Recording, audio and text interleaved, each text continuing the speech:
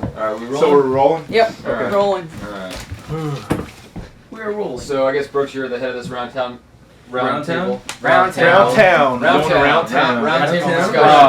Round. Well, I mean, let's kind of get everyone's point of views from the game. First of all, like, I guess start with you, Jonathan. As far as what kind of gamer you are, and then.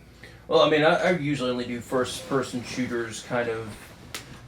Not choose your own destiny games. It's not going to be. And you were forced. I understand you were forced into. I was forced into this by a friend of mine. The fried gold that is Last of Us. Yeah, because it's another zombie thing, and we got so many zombie things as it is, and one of the things that lack in zombie movies or games or whatever is just always just slasher.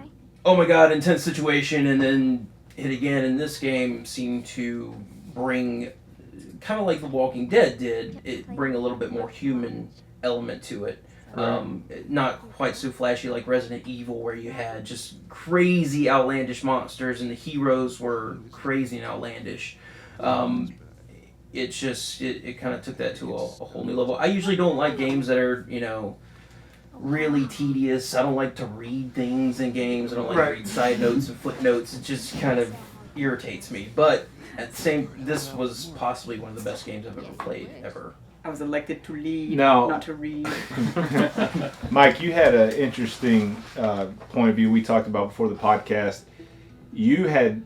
What game were you coming off of? I was coming off of Grand Theft Auto San Andreas. So before this game, the most recent video game I had touched was 2004. So jumping into the world of the gameplay, the graphics, just the interaction and sensitivity, there was a whole skill set that I was completely unprepared for and had to use it or lose it pretty much as I went through this game. Did he make you play it on hard? No. I had nothing to do with Mike playing it. He was texted us independent. one day and said I beat Last of Us. I'm like, whoa, shit. Yeah, it was a team effort between my lady friend and I, and she not ashamed to admit took control for a lot of the combat scenes just to get us through them, because otherwise I'd still probably be playing it. So your mom pretty good at video games? Yeah. Well, she shreds. That's an interesting segue because we have a female gamer with us, and you played it on hard. Not that that's relevant, but Well, no, it's not. All that time wasted. But we were just coming off of Dead Space 3, and we had co-op that, so it was a nice change to go into just playing it by something very intense by yourself. And that was the first game I'd played hardcore on by myself. yeah. And it was very challenging. But I think more of it was because it was the violence was so real, and I just you felt more of it. Right. I want to feel more violence. Yeah. No, it's moderately violent. I will say that. Now, Joe, you also have an interesting point of view because you didn't actually play the game, which I think is a testament. You've seen the entire story, but watched it on YouTube. Right, yeah, because He has no hands, ladies and gentlemen. None. These past couple of months, I've just been too busy. I moved. I had to fly out of town to work. I had Dragon Con, so there just was not enough time, to play this game. But you, Brooks, you really wanted me to play it or to see it, just to check out, because you really wanted to talk about it. So I found this guy on YouTube who had played the whole thing through and put it in 15-minute, 55 chapters. Right. I know, yeah. So, Dedication. I know. Well, at first it's like, oh god, am I gonna be able to do this? Yeah. And but right from the start though, I was hooked, and so I think those 55 chapters that ended up being 11 or 12 hours, and I probably spent 3 or 4 hours a night until I finished it all, just to get it, because I was staying until midnight just to watch it. Some stuff I did kind of fast forward through. It's so tedious. You have right, like the stealth stuff, just oh god. But usually I could tell if something was going, so I would go back and then. And I'm kind of the opposite of Jonathan, is that I kind of like the reading and the Easter eggs and learning more stuff. I mean, with DVDs, I love hearing the director's commentary. I love alternate scenes or deleted scenes just to add more stuff to it. I really like that kind of stuff. So. So this was a really good game to watch, and I really want to play it when I get some time. Mm-hmm. Yeah, that's kind of always been a testament to Naughty Dog, is even in the marketing campaign back for Uncharted 2, they talked about how your girlfriend can sit and watch the game and get as much enjoyment. And there aren't many games that can do that. Like I can't imagine anyone sitting and watching you play GTA for 15 hours. No, I mean it takes a special kind of person to sit there and watch a video game. I would never be able to watch someone just play through a game, especially like Last of Us. It was a great game to play, but I just don't have the attention span to watch somebody else do it. And I was coming off of Dead Space 3 as well, and it's just you want to do something, especially when you play. And I like to just keep playing until I finish it. And I also like that aspect about any video game is there is an ending to it. Unlike GTA, which I made it probably the first 15 minutes and then put it down because I got frustrated with it. But it's just the way it ended and it finished, and you can it's built to go forever. It can go for.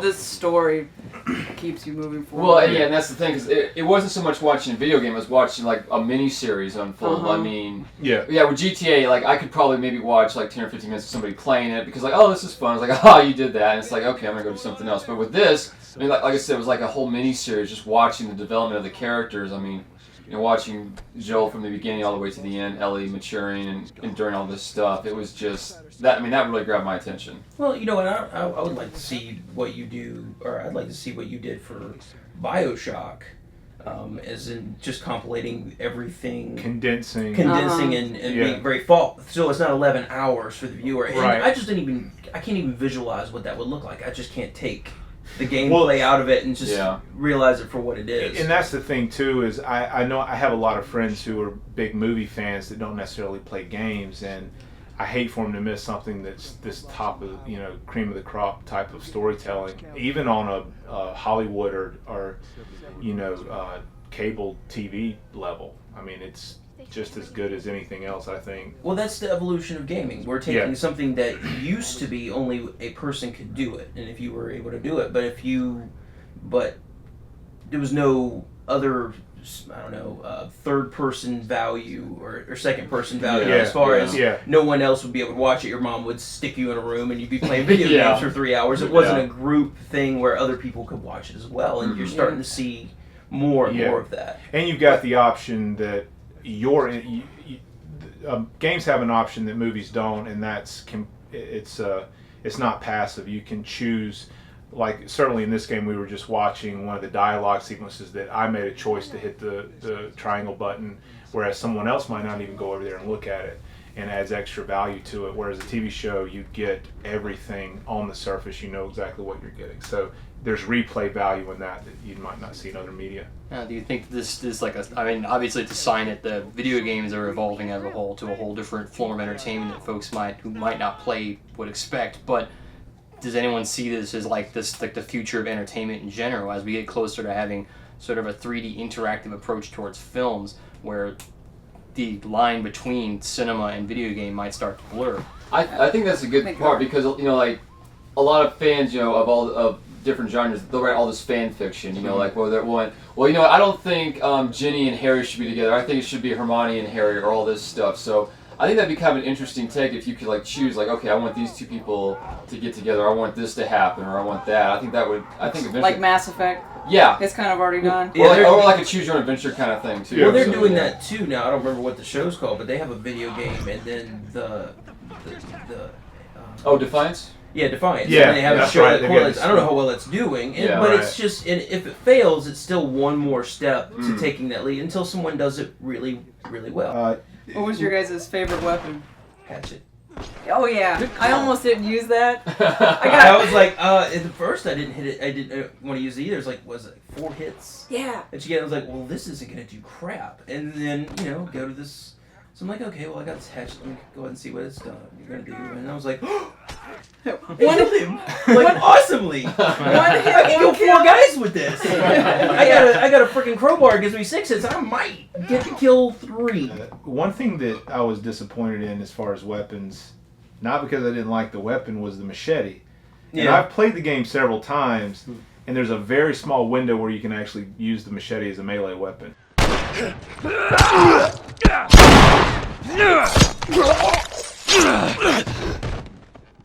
To me, the machete should have been a weapon that you've been able to carry through the whole game. That was one thing that irritated me. Yeah. Now, the game would have been, the way the gameplay was, the game would have been ridiculously easy. Right. Right. Shit, Yeah, the whole thing.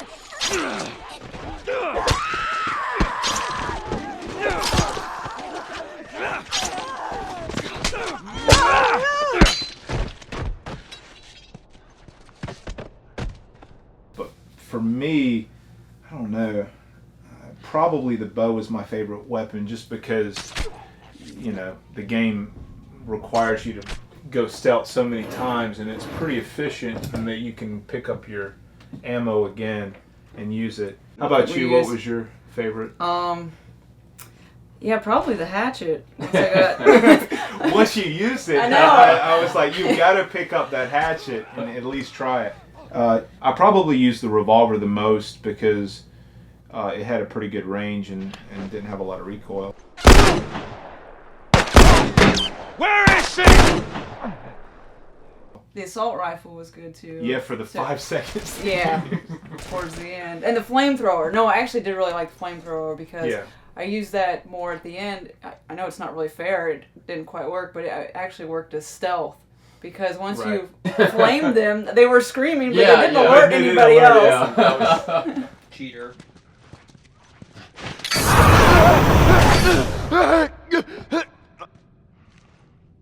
Okay, let's go around except for Joe. What did everyone do when they got into the surgery? So I was curious because I didn't want to kill the doctor because that makes bad idea to kill a freaking doctor in Could be the last brain it surgeon. could be the last brain Yeah. surgeon in the world, and you're just gonna kill him. So I'm like, no. So I'm like walking around, like, okay, I'm gonna take the girl. I'm gonna take the girl. I'm gonna take the girl. Nope, nothing happened. So I shot him in the toe, and he. So you- I shot him in the foot. I was like, you know what? Let me see if I can let's see if they'll let him limp away, and maybe that's the right decision to injure him rather than shoot him in the head, like you feel like you're supposed to. So I shot him in the foot, and he was like, oh, bends over and dies. I'm like, what? Wow. What did you do, Mike? I headshot the doctor. Nice. I didn't shoot everybody else though. Everyone's talked about that You killed afterwards. the last damn brain surgeon on the Yeah. planet. Jess, how I about did you? too. You I did- flamed. No, you flamed. Oh, you flamed? Oh my god. I don't feel so bad now. The funny thing was, as soon as she did it, she started processing what she. It's like, why like- did I do that? Why did I think I just shot him with a shotgun and guts went everywhere. But it's interesting. The second time I did it, I just walked up to him because he takes the scalpel, and if you hit triangle, Joel will take the scalpel from him and stab him under his neck, under Oh, his chin, jeez. which is probably the most violent of all of them because it's so intimate. Yeah. And but when I shot him and then killed the other two immediately. See, I didn't kill the other I didn't two. kill the other Yeah. two. I let Yeah, them live. well, the reason I did it wasn't necessarily just out of brutality, but because I didn't see the triangle prompt yet to pick her up. But I realized in subsequent playthroughs that you can Had the still option. pick her up. But that's interesting. I didn't know that you had to kill the doctor. That kind of Yeah, you have to Yeah, kill him. There's that's- no other way around it. Mm. And I'm a very good of the many outweighs the good of the one kind of person. So Yeah, of yeah. course I was not going to try and kill the doctor. It just doesn't make sense to kill this guy. Yeah. That's interesting. Joel's going a little nuts. He might. Yeah. Need some brain I was surgery. so wrapped up in the story at that point. It seemed like the thing to do. That's Yeah. So Joel rubbed off on you a little bit Yeah. because he did for me. By that point. I understood where he was coming from. But at the same time, when you take that look back, you realize, that this game is kind of screwed up. I mean, it's Yeah.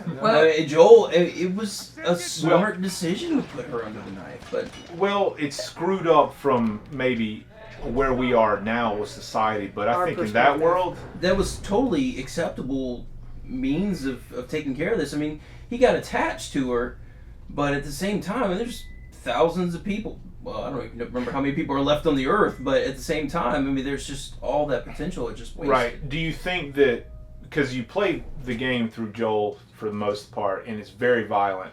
In fact, the way that they framed the fist fights and everything is right up in the middle of it. He's experienced the world from such a violent place, and he sees what people are like without the constructs of government. Do you think that affected the way he perceived?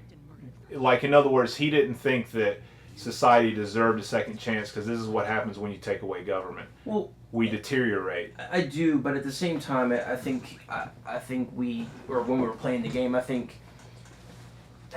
So what was the lady's name that took care of Ellie, and then Marlene. Yeah, Marlene. well, you got to think of things from her perspective. Sure. Because she made a promise to her mother that she would take care of that daughter. She carried her through adolescence into the period that she was in, Right. and even she, having that emotional connection, which is more so than most men develop with children in any shape, form, or fashion, she thought that it was necessary and that this was an important thing to do. And to me, that kind of hit home enough to where, look, someone who is basically this girl's mother sees the value, and or not just value, but just the importance of this happening.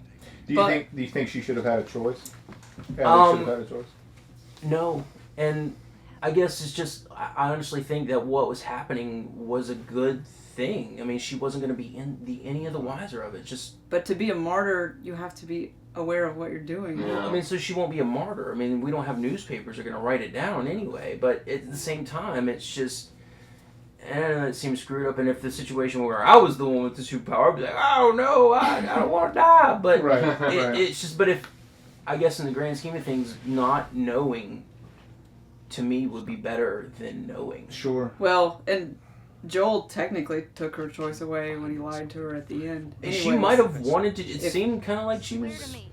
I mean, I understand why he did it, because maybe she's just so gung-ho about being the one who saves the world that she might not have made the best choice for herself. So Well, he she probably should have already lied been to dead. her. But he can't say, you have to give her a choice, Marlene, yet I'm not going to give her a choice by giving her all the information at the end. Well, of course, he killed the doctor, so I mean, who knows if there's anyone else to actually perform the surgery now? So. True. Yeah, it's over. I was talking about the part of the gameplay.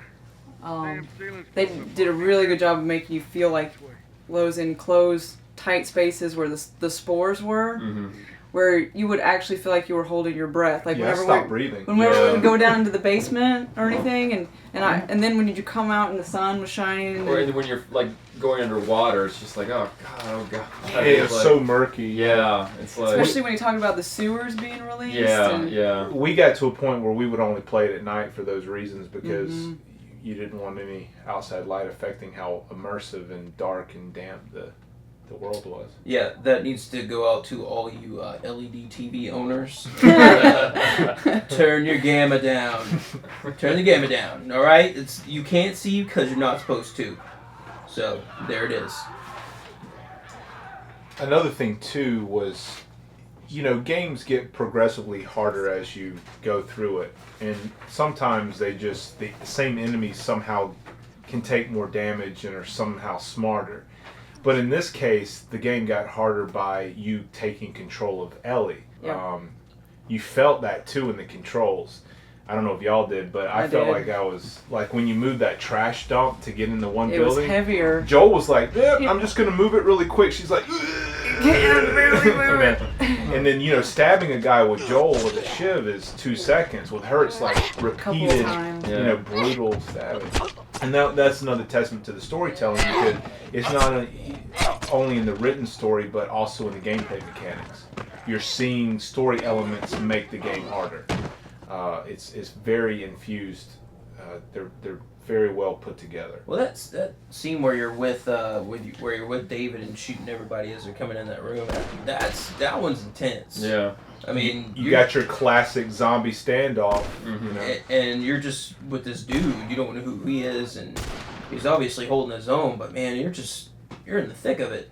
When you're playing it on hard like I was made to, it's even harder.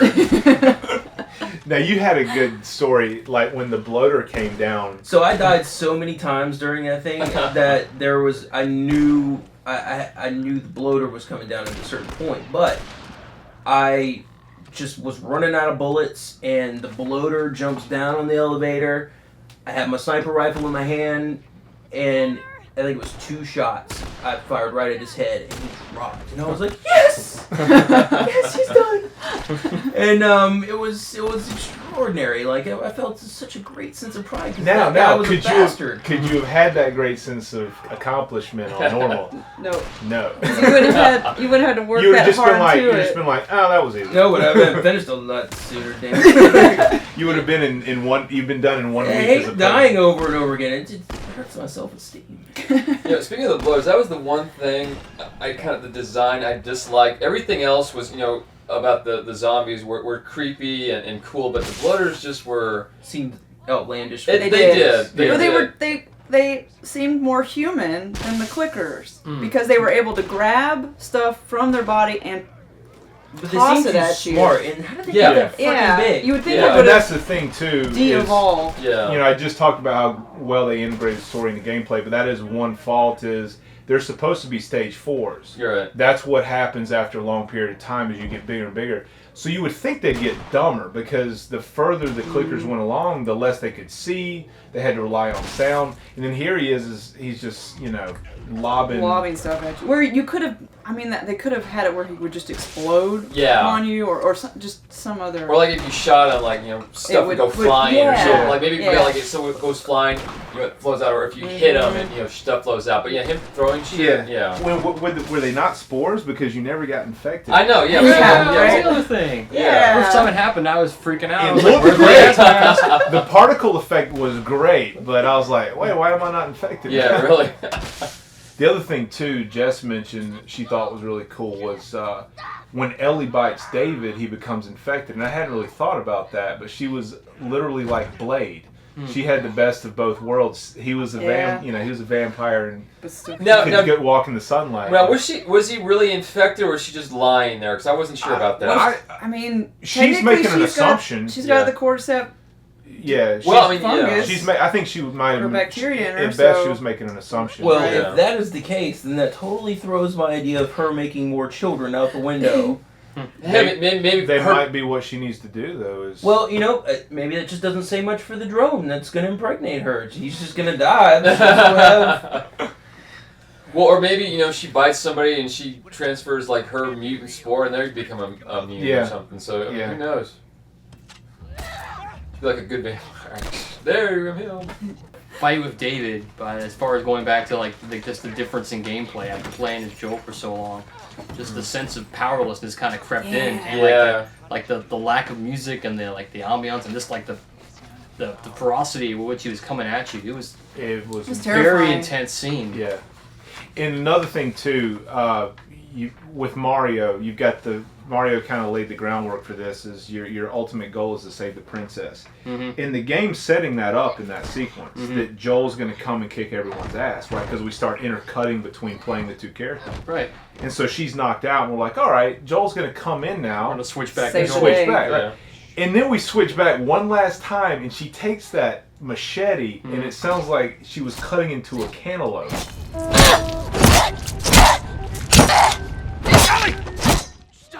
Yeah. And it just—I remember how shocking that was the first time. Now, physically, she handled herself, but you still have Joel come in and kind of pick up the pieces emotionally and give her the hug and finally say "baby girl" for the first time. And she ends up saving his life too. Yeah. While he was in the more ways process than of one, saving her, physically and mentally. Yeah. Yeah. I don't know about his mental state. Well, she's he's saying in a better mental place. She brings him back a step, I think, and reminds him. He lets go of his daughter. Yep. He learns to remember her, and then now he's got Ellie as kind of maybe not a replacement, but he made that statement. He made said, it at the very end. "You find something else to live for." Yes. So he the lived pain for may Tess. not go away, but Right. you do find someone else to replace If you him. track his motivation, he lived for Tess. Tess died. Yeah. Tess's last words were, "You fucking take this girl to the East Coast," so he does it, and then of course in the process he falls in love with her. Yeah, Tess was a badass, man. It was kind of funny in the beginning, where you're you're going through the the town, you know, trying to find your supplier Robert who screwed you, and it's like, you know, Joel's walking around, he's this big guy, he looks dangerous, and people go like, hey, what the hell are you doing? And then Tess comes up, he's like, he's with me. It's like, oh, hey, sorry, Yep. Tess. You know, it's like, oh, okay, shit, sorry, man. Yeah. She was barking out She has orders some, and she has some street cred. Yeah, she has some definite street cred. Especially, and then it was her decision, just like with Robert, just like, you know what, screw it. Come on. Yeah, fuck those fireflies. Just go get them. That is a stupid idea. well, you kind of have to be as a woman to live in that world because That's Tommy's wife was kind of a hard ass too. You're right, yeah, I didn't think about that. The other yeah. women would have probably died off. Well, 'cause they've that intense emotion and attachment to other people will not work. No. in that. So It's like Andrea in The Walking Dead. Yeah. I mean, that way of thinking cannot exist. And in the that's world. and that's why Joel was so reluctant to become attached to Ellie, because he had lost his daughter. She died in his arms, and then he lost Tess. So he was a little mad, a little well, bitter. after you go through that kind of pain once, you shut that part Shut it off. down. Yeah. That's the silver lining in the end of that game, is that he brought her back a little bit. Yeah. You know, maybe this game has changed my life, and I will say I grew a beard while I was playing. Like, Did you? by the end of it, I had Joel's Oh, beard. yeah, like did the beard, yeah. I was rocking a beard at the end. Yeah. Well, I've got white in my hair now, so like Oh, now did when you? I grow a beard, I can actually look like Joel. I think I started, my southern accent started coming out more. Found yourself sneaking around the house. I'm like, no crowd, like, it's really bad for my back. He creeping must around? have terrible back problems. Oh God, yeah. you imagine oh my God. Or in his knees, man. His knees His must be knees are shot. shot, down. yeah. he- Pretty sure Tess's knees are shot too. Oh. My favorite part was this. You see anything? No. Let's check over here. They all repeated that anytime they couldn't find you. Because I would play, unlike Brooks, who just goes out and like beats everybody's ass. I'm more stealth because I'm too scared to go up and Well, and it's funny with the stealth too, is because if you got two people in the room and one of them's like not looking at you, you could kill that person like You're like, you're like with a shiv, and the guy's just like it's like he's deaf or something because you didn't hear it. You can just sneak up and kill him too. It's like, right. Let's talk about the meaning of the title, The Last of Us. The rest of us. Oh, that. What do y'all think that? Those who are left. I think it was just straightforward. Like it's the last of us, the last of humanity after all this has gone on. I mean, And what are the types of people that were left? yeah, really. It was the people who were able to kill emotion And- and be able to put logic and sustaining themselves first. No moral No- convictions. I mean, well, moral convictions are great, but they usually get you killed. Yeah. That's right. In almost every situation, it may not be the right thing to do, but it is necessary if you would To like survive. to survive. And it is survival of the fittest. We forget that because, we watch a lot of movies and, we read a lot of books and hear a lot of stories, and the news comes on and this person's talking about how great this person with 19 foster children is doing. And we glorify that behavior, and we glorify people sacrificing themselves for that. But that doesn't really help things, does it? But and that's kind of the whole thing this game's about. I mean, life is like The Last of Us in the sense that we're constantly bombarded with the right thing to do versus, well, the right thing to do. It's that constant battle. What's the smart thing to do versus the right thing to do, or right. the moral thing to Right. do. And what you have is a society like even David. He was one of the characters who. He wasn't a bad guy. He was putting the needs of all the people that were under his care above everybody else. Now, his ethics were screwed up, but you have to be in a civilization where everybody's out for their own. He took care of his team. He took care of his team. So that's what The Last of Us is. It's us. And the Last of Us is not people you want to probably hang out with and be friends with. It's more like go Right. fishing and kill some deer.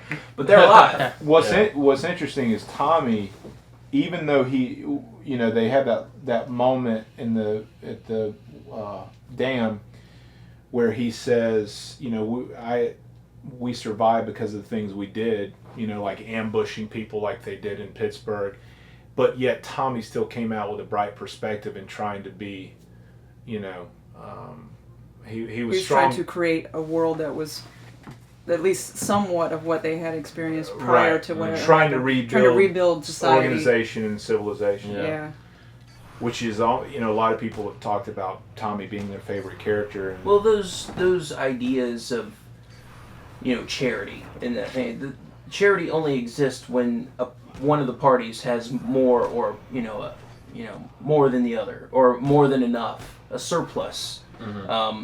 And there was no charity in this game. I mean, there was a little bit, the deer thing and all that other good stuff, but it was a trade. Every encounter they made, there had to have been some sort of. It didn't matter, how well you are, because you're still just people on this planet, and your survival is dependent on how much you're able to provide someone else, or what you're supposed to get in exchange. But I don't know. It's a metaphor, or it's just basically foreshadowing of what we would all be like if something. It doesn't have to be zombies or whatever, but just. Any natural disasters that could happen, that this is what we would be. This is the way we would turn out, like it or not. Forget your little rosy, picture of what everything's going to happen. This is it. Now, do you think that The Last of Us in that case then refers to like how much of our quote unquote humanity's left? If we're all focusing on like the essentialness and just on survival, at what point do we trade out the things that you tend to glorify in the human condition? And like the shreds of it you see in this game are depicting like the last of us, as in like the last of our humanity. Yeah, I think there's multiple ways to look at the us being as not the people in the game, but us, everyone. So that's a lot of depth for a video game. The AI in the game at points. I see you, which means I'm over here. They would announce themselves. You felt like they were individual people, because at different points in the game they would say stuff and they would call people by name, and it was always different as the game went on. And there was that one point right before Ellie gets the bolt action rifle. And the one guy shoots a clicker and he says, "You bit? Not today. You? Not today. All right, spread out. Make sure we didn't miss any more of these fuckers." And it felt like something that they had always said, a mantra that they had every, as they went and cleared areas out. And you could hear them talking as you progress through Pittsburgh about, who are these two fucking people that keep taking everybody out? There better have been an army in that truck. How the fuck did they wipe out the entire crew over there?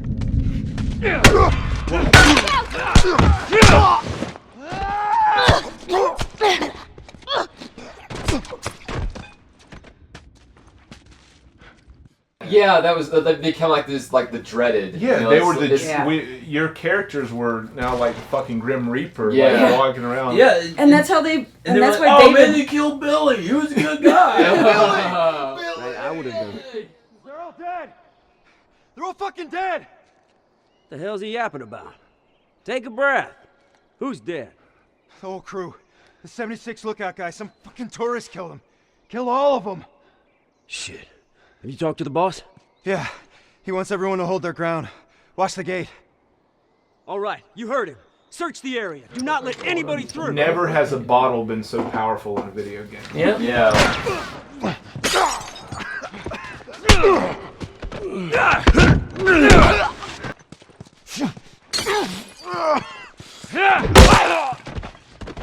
This is Joel?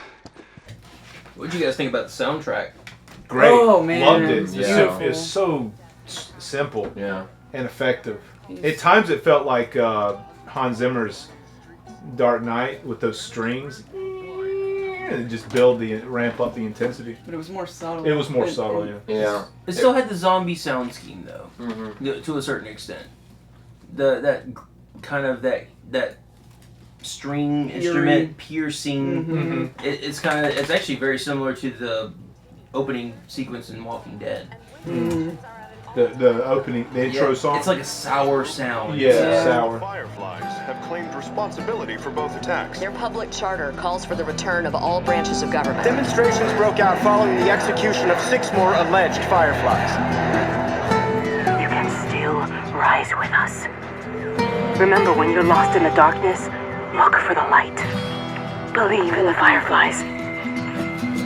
What's so simple what's sad about this, the music that played during the load. I could sit there and listen to it. By the time the game started, I was sort of in this relaxed state in a way. You know, it does relax you. Very open.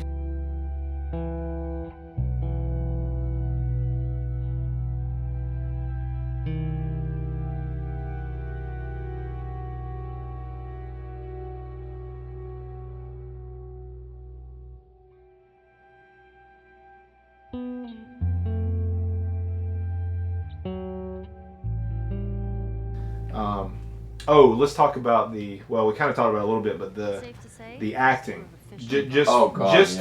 across any media, would you guys say it's up there with anything that you've seen in the last year? Yeah, I mean, Ashley Johnson, she's awesome. I mean, Joss Whedon, he had her, she had a small part in the Avengers. Cafe. Yeah, she was the waitress, and apparently she reacted to something on green screen so well that's one of the reasons he cast her in As Much Ado About Nothing, because because you know, when he finds actors he likes, he puts them in everything that he does if he can. So she's become like the latest addition to his little troupe there. So I expect a lot. I don't know, like you know, A-list stuff, but a lot of like good work from her in the future. Because she's got a good pedigree there. Well, the thought has just left my brain. Watch your step as you're going out, because it's going to be a little. But Tess was also really good. Like I said before, you know, she was badass. I was really upset. I mean, I knew that I kind of figured something was going to happen to her because it was mostly Joel and Ellie's story. Yeah.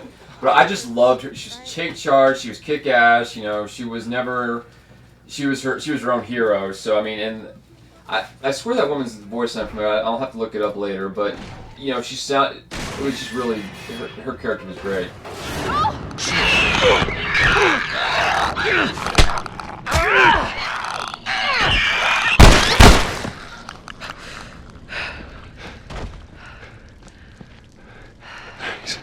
Yeah, and Troy Baker, if you guys didn't know, actually did the voice for Booker DeWitt in Bioshock Infinite. Okay. So he's kind of on a roll right now. Yeah. He's got an impressive IMDb credit list. He does. He's done a lot of voice acting. Wow. And he did the latest Transformers game. Oh, okay. As well. He does everything.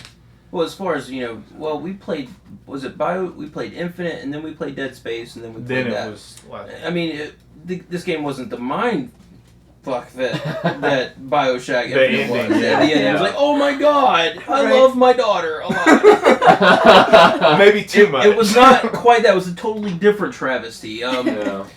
You know, it is interesting because they're very similar games. Having a young female. You've got the young female. Well, it's like they're using another character to spark an emotional response rather than just like most games, you are in this. So, you know, more, you know, just like Sims, you know, illustrates, you know, or, you know, it's another life or second life and that kind of thing. It's just to kind of throw that element to get you attached in some way because we're humans. So it's, you know, even in a video game, there's a point where you kind of you're in this. You know, this is what you're in. This is what you're encompassed in. So that other person, it's really kind of your only contact because your wife's not talking to you because you're playing video games. So, yeah, she's like your mistress, your digital mistress. And you don't do anything funny, but at some point it's still just got to be casual. Yeah, I would even say that the game wouldn't have worked if Ellie wasn't you didn't care about it. It just wouldn't have worked at all. Well, the whole crux of the game's built on it. So. Do you know what's not right? Left? Yeah. That's awesome. Well, what I heard was Ashley Johnson brought a lot of that to the table. She did. And then They Neil did a lot. Druckmann was like, well, we need to incorporate her more. And that's... She actually... Yeah. The scene we just watched, we watched the Pittsburgh scene where they ambush and crash their truck that you worked so fucking hard to get. Yeah. You know, anyways, she didn't like the way that they blocked the scene. She gets pulled out and doesn't fight back. Yeah. So she commented that she should, you know, fight. And I think that was kind of the first time Neil Druckmann was like, all right, we need to listen to her a little bit more. And a lot of the spunk and was improv by Ashley Johnson. What are you guys offended by how much you cuss? Take all my food, too, while you're at it. By the looks of it, you could lose some of that food. You listen to me, you little shit. No, fuck you! You handcuffed me! I need you to shut up. No. I mean, the world that she's living in. I mean, this isn't a world of cotillions and it's language. Yeah, exactly. It's expression. It's exclamation. It still made me laugh my ass off every time. I know. It is funny. It is funny to hear like a little girl cuss. To hear those words come out of her mouth. The porno magazine thing. In God! I didn't see that coming at all, man. Oh yeah. So yeah, that's Bill in his town, and yeah, that's. He's always talking about his partner, so you thought, oh, okay, just, I know, just like, as his business partner, his traveling partner. I was like, oh, no, his actual partner. It became very clear at that point. Yeah. No, Jess brought up a good point. It's like, I don't think Ellie's parents or caretakers would have given two shits about what she said in that world. It's about living. Yeah, really. It's like no one cares about what you said a bad word. It's like well, they don't have to worry about what Sister So and So is going to say at church next Sunday. That's true, right? And I mean that's really what that all comes from. Is just how you interact with your, the people around you. Well, that kind of society is gone. Yeah. So it doesn't make any difference. Right. The only reason we just brought it up is because some people had a problem with it. I think that was kind of pre-release though, wasn't it? Yeah. I think once they saw the game for what it was. Well, I wonder if that kind of makes me wonder if Ashley Johnson's Mike is going to have maybe a bigger career in the games as voice work. If she was able to kind of influence that and make that much better, maybe she'll be like like Josh is with her with films. If Neil will be with her. It's a testament to Naughty Dog. They tend to let people. They tap into people's best. Mm-hmm. Well, I'll be coaching her pretty soon, so she's probably going to be raise the bar a little bit. So her and I are going to work on that. And oh, you want to talk about giraffes? What's the perspective on the giraffe for you? Shh! Don't scare it. I won't. What are you doing? It's all right. Come here. Hey, fella. That scene is so gorgeous, that shot, and that landscape of Mother Nature taking everything back. Yeah. And Joel pauses. We'll watch the scene. We should have watched before we started. He pauses at the door and looks back as the giraffes leave. Yeah. I think he was processing where they were at and the shit he had been through with humanity.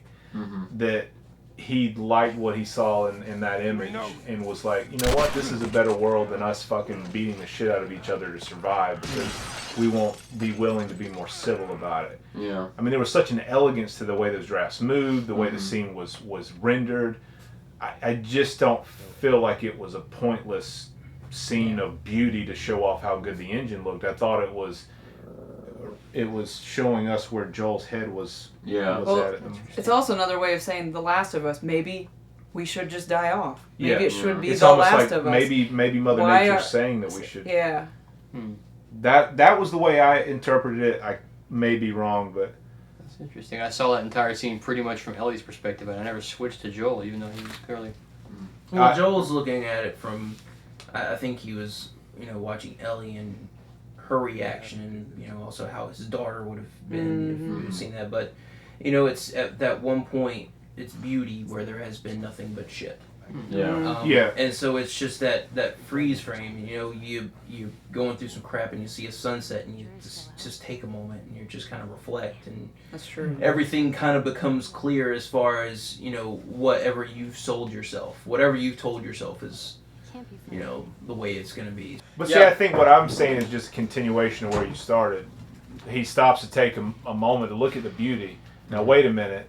This beauty has nothing to do with us. It's Mother Nature. It's there without us. Yeah. And it's absolutely... And it's coming back because we're gone. Yeah. So maybe it's time to let go. And survive as much as we can now until we die out.